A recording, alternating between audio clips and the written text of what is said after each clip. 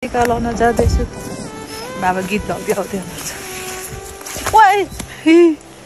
यस्तो चिप्लो छ कि बाटो यस्तो चिप्लो छ कि यस्तो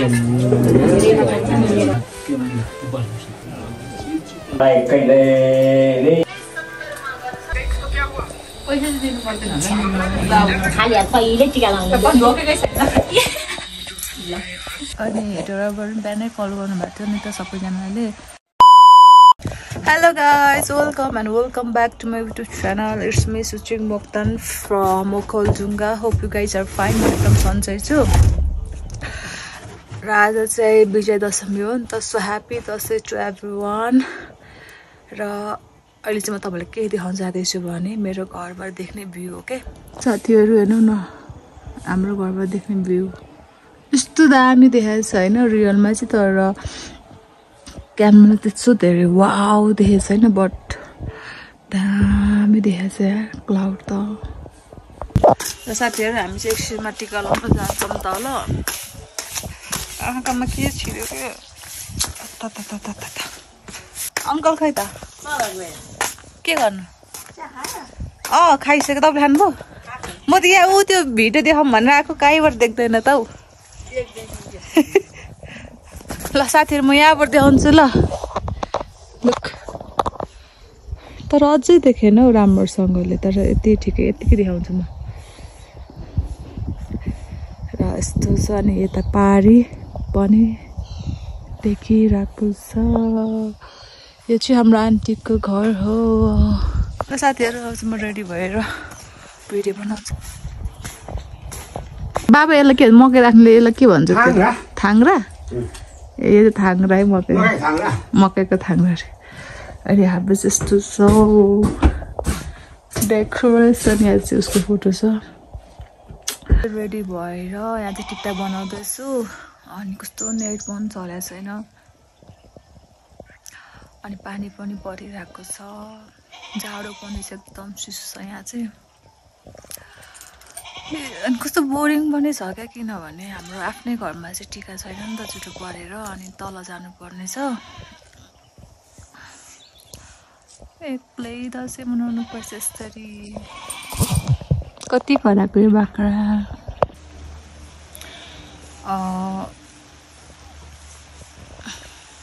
feeling missing him and happy Dasai everyone र यता चाहिँ पानी परिरहेको छ अब यस्तो नि त बाहिर हुनुहुन्छ भने जस्तो हुँदैन नि त अब फेस्टिभलहरु त हामीले मोस्टली कुनै पनि सेलिब्रेसन गर्न पाउँदैनौं अब दसैँ तिहार त झन् उसले नमनाएको त अलमोस्ट कति 8-9 वर्ष नै भइसक्यो भन्थे क्या दसैँ तिहार सेलिब्रेसन नगरेको नै अनि हामी त जो सेलिब्रेसन गर्न पाइरहेछौँ नि त टिका लाउन पाइरहेछौँ अब विदेश हुनेहरूलाई त्यो त पोसिबलै छैन नि त let's celebrate Dashain with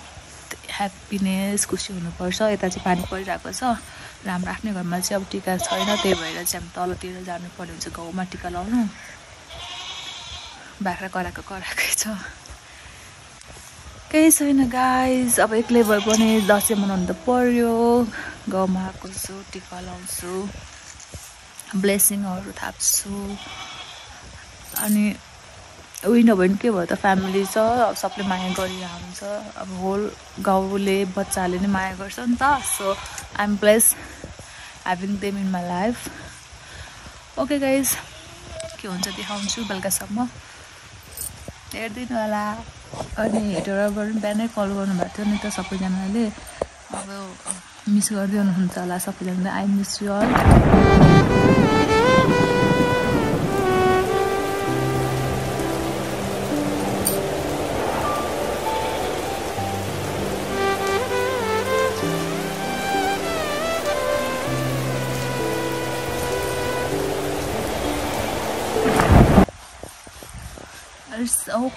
It's okay.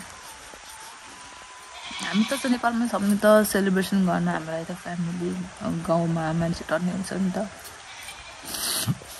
त्यो विदेशमा हुनेहरूलाई चाहिँ कति मिस हुन्छ होला दसैँ जस्तो लाग्छ मलाई चाहिँ किनकि अब फ्यामिली टाढा हुन्छ अब उहाँ जहाँ जो ठुलो मान्छे उसले लगाइदिनु हो नि त बाहिर त टिकाहरू त बट हामी चाहिँ ब्लेस गर्नुपर्छ ह्याप्पी हुनुपर्छ किनभने we have family with us होइन त्यो ब्लेसिङ पाउँछौँ हामीले आफूभन्दा ठुलो मान्छेकोबाट बाहिर त अब ऱ्यान्डम अब आफ्नो चिनेको जानेको अब ठुलो मान्छेको अब टिका लगाइन्छ नि त त्यसमै त खुसी छौँ उहाँहरू भने त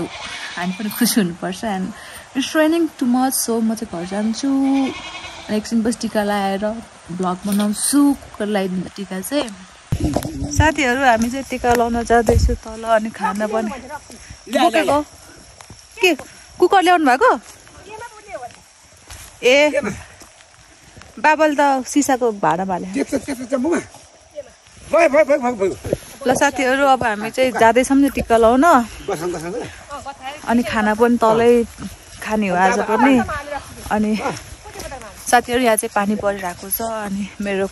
डाउन ज्याकेट चाहिँ छक्क चाहिँ नपर्नु कि ओखलढुङ्गामा चाहिँ this jacket is too much necessary एकदम इम्पोर्टेन्ट रोल हो यसको चाहिँ यो बिना त हामी त यहाँ सर्भाइभ ओभर गाह्रो हुन्छ अब एकछिनमा जाडो हुन्छ एकछिनमा गर्मी हुन्छ र अहिले चाहिँ पानी परेर चिसो छ अनि छिटो छिटो लाग्छ फेरि बिरामी हो भने तनाव हुन्छ अनि यहाँ मेन त हिँड्दाखेरि चिप्लिन्छु म चाहिँ जस्तो चप्पल जस्तो जुत्ता लगायो चिप्लिन्छु यार यति चाहिँ गाह्रो छ अनि जुगादेखि डर लाग्छ त्यति हो साथीहरू र अर्पणको घर पनि आइपुग्यो अर्पण रेडी छ कि छैन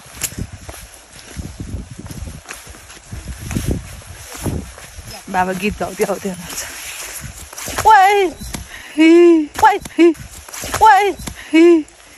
यस्तो चिप्लो छ कि बाटो यस्तो चिप्लो छ कि यस्तो छ नि त बाटो चिप्लो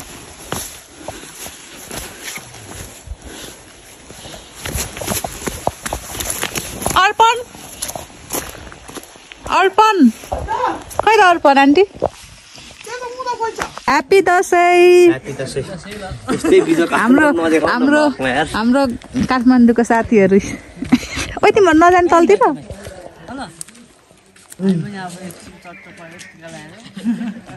आऊ आऊ एक्लै छ्यान खान्छ यार गवाएर त यिनीहरूले त मलाई इन्भाइटै गर्दैन त ल यहाँ अर्पणको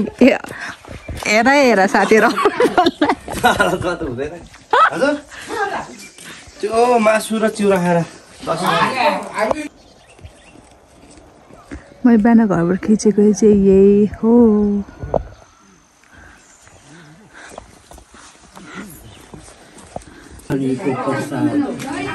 दशमीको शुभ चाहेको टीका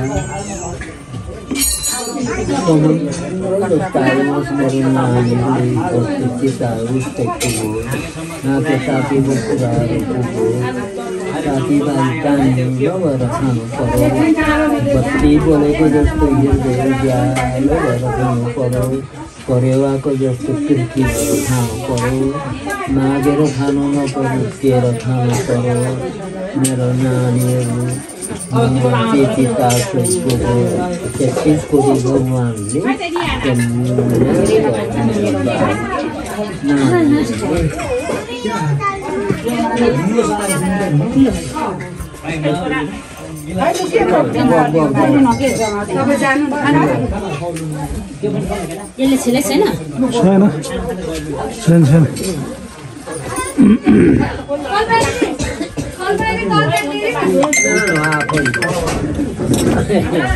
तरकारी ल्याइदिन्छ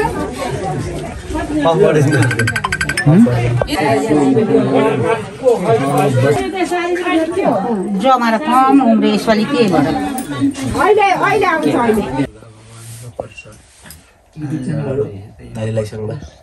त ल्याएर खाएर बसेको नानीलाई कहिले कष्ट नलागोस् आफूले जे चिताको सोच पुगोस् हिमाल चुली जस्तो हृदय समुद्र जस्तो आयो भएर चाहिँ आफ्नो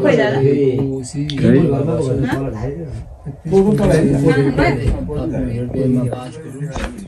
सधैँ खानु परोस् मागेर खानुको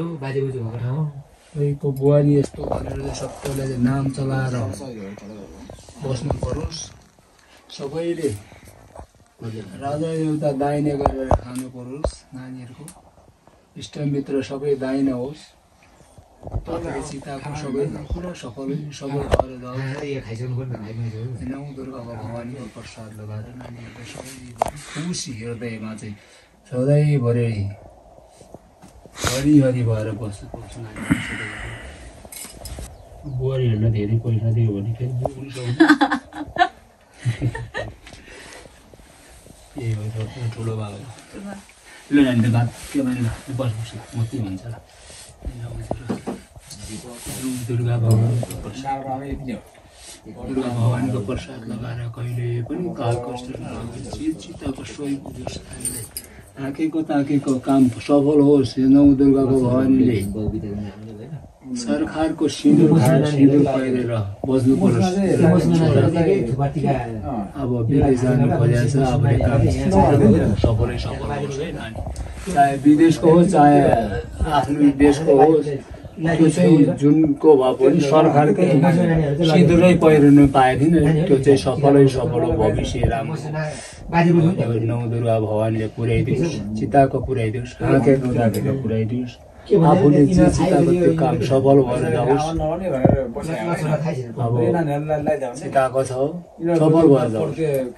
सधैँ हृदयमा हरिको बास होस्। देवी देवता 33 कोटी देवताको बास होस्। समुद्र जस्तो हिमाल जस्तै चुली जस्तो हृदय होस्। सीताको काम सफलै सफल भयो।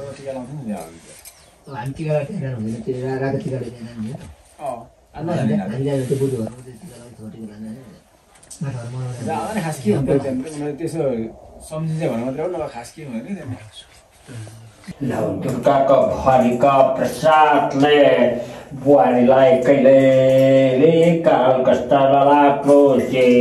सीता सोही पुग्रोस्। नौद्वारको भवानी प्रसादले हिमाल चुल्या जस्ता चुलेर जानु परोस्। धुबा मौला जस्ता मौलाउनु केरा जस्तो गाजेर नो सबैलाई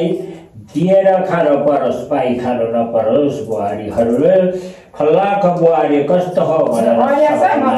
परोस्।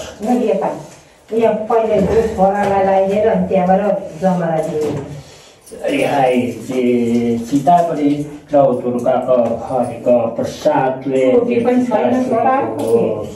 यीहरू धुरो मौलाको जस्तो मौलाएर जानु परोस्। केरा गाजाका जस्तो गाजिनु परोस्। नौ दुर्गाको प्रसाद लाएर चिताको सोही पुगोस्।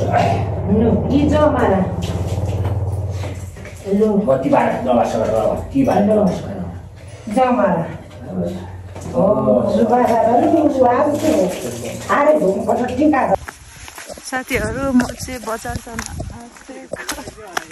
ए मलाई बजार जान आँटेको हल्का काम पर्यो।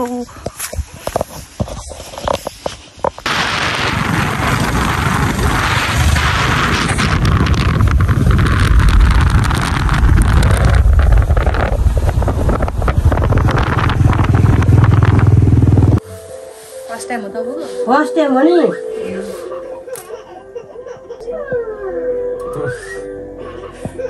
अडिन क्या बहिनी ठिकाने आज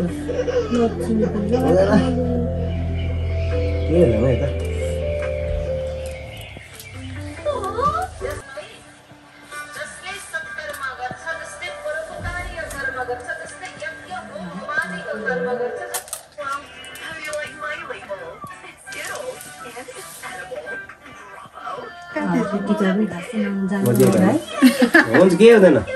यो आफूलाई आइ लागेपछि है हामीलाई त यो हो नि भाउजू, यो हो के भाइ हो क्या पर्दैन। अर्को दिन हामीलाई कमरा मात्रै होइन भाउजू, म त यहाँ तल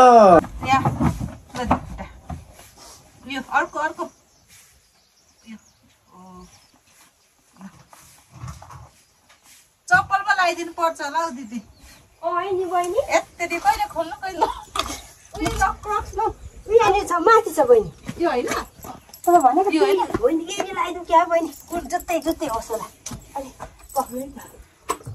जुत्ताको तुन्नै टाइट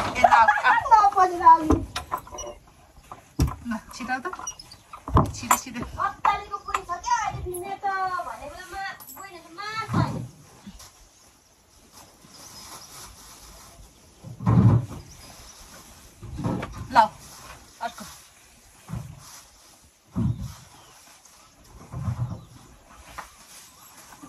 डन डन अब अंशिकाको जुत्ता लगाइदियो म त अर्को पालि त चप्पल लगाएर आउँछु फोन गरेर लाने झ्याउला यसरी यो मैले त्यही भएर यस्तो हो चिप्लेर चिप्लेर कति चिप्लिसक्यो हो नि जस्तो सबैलाई पनि चिप्लिन्छ चमरा छ खतरा लाग्छ नि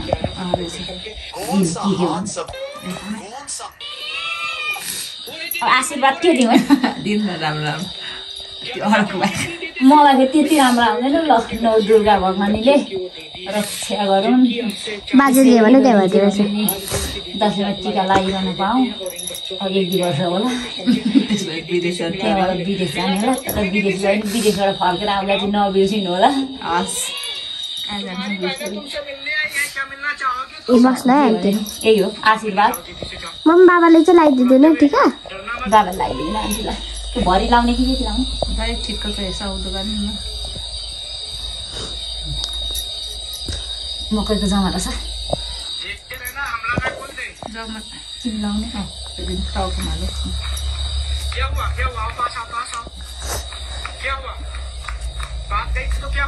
पैसा चाहिँ दिनु पर्दैन होला खाली हात कहिले टिका लाउने ढोकेकै छैन